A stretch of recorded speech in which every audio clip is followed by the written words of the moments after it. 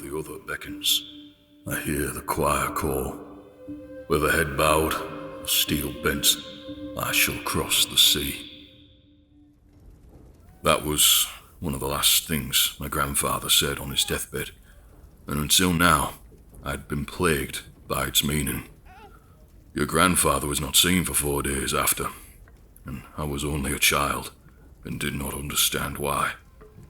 It was only when my mother, your grandmother, died that I was able to feel the sigh of my father's grief.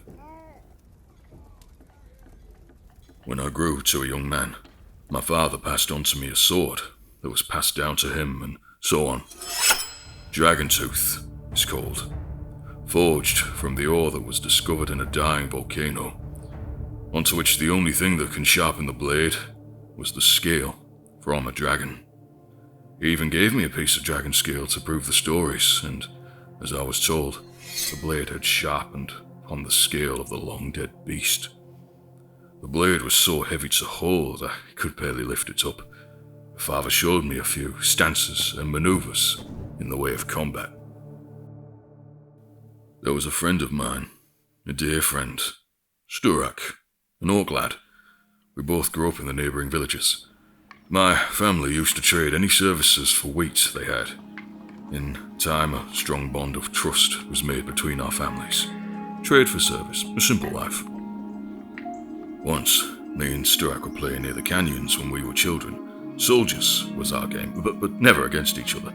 Well, not after Stoic almost broke my arm. He never meant to, of course, and my ears were sore from all the apologies I got from him. You see, orcs are far stronger than humans, even as children, so accidents occur more with orc children. Their limits are only being discovered, but so are their restraints. We were fighting against the dead weeds.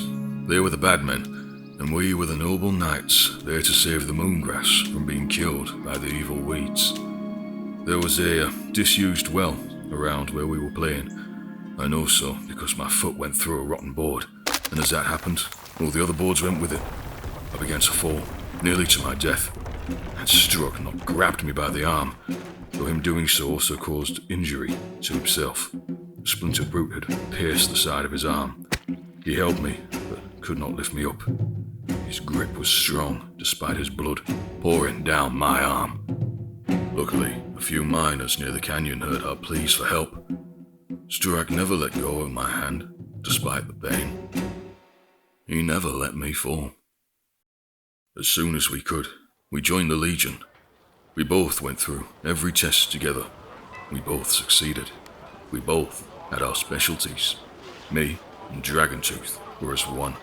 I had truly honed my skills with the blade.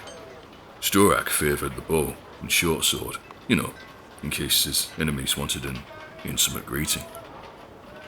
Just as we had adjusted to life in the Legion, the one thing happened that we had both sought and feared for. The horn of war was sounded, and in our duty, we answered. This was my first battle that would set the shape of the canvas of my soul. No amount of training prepares you for it. I remember it as clear as day. Through the dust from the charge, a gnoll. Of all things, a gnoll. This giant, slathering beast with a warhammer almost as big as me. That was a sense of fear I'd never experienced before. It already had 4 arrows in its back, not that it noticed. A necklace of teeth and tusks and fangs from who knows how many species dangled from its neck. The gods had rolled their dice for my first opponents, and in the place of some inexperienced soldier, such as myself, was a seasoned war dog.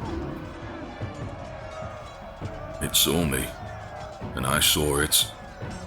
I shall not gloat over how I brought that stupendous foe down, just that for that single moment my fear had to be subdued, just for that moment, and let Dragon Tooth show me its true purpose for the first time.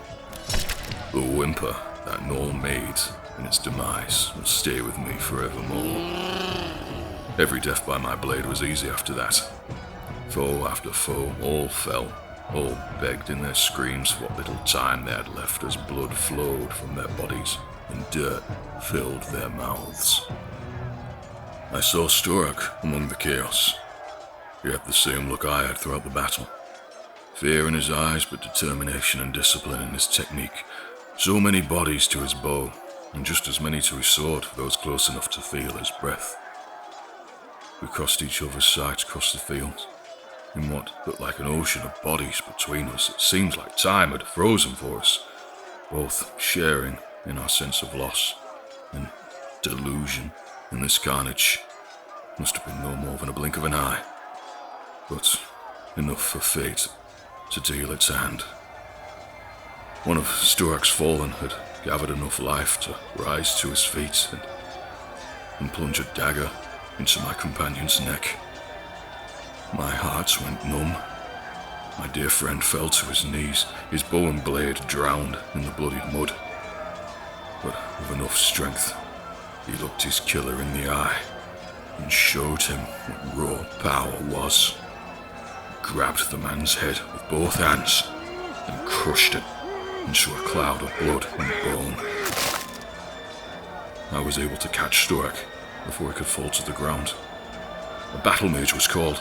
She tried valiantly, desperately, to keep my friend in this realm. But then I thought back to before the charge.